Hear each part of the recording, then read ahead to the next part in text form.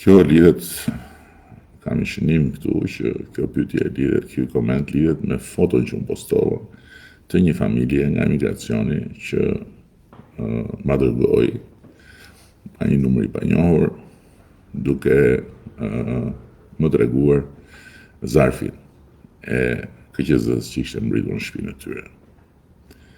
Dhe natyrisht që unë i mora leje për ta postuar, patjetër, nuk mund të postoj një foto të ardhur në telefonin tim, pavarësisht se në momentin kur ajo vjen, ata që e dërgojnë, e kanë dërguar që unë të administroj, dhe me shumë kënaqësi dërguesi djali që është në bashkëshorti, që është në atë foto, më tha, mund të bëni çfarë doni, mund ta përdorni si doni.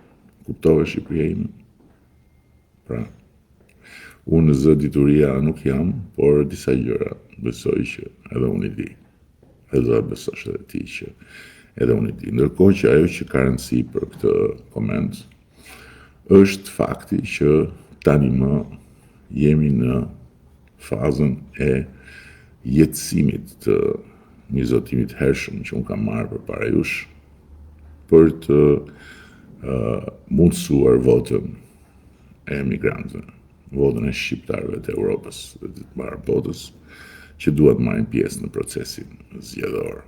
Dhe jetësimi po ndodh tani më zarfat e KQZ-s po shpërndahen. Gjithandej, me sa e kam parë, procedura është e thjeshtë, është standarde, sigurisht duhet parë me vëmendje udhëzimi i KQZ-s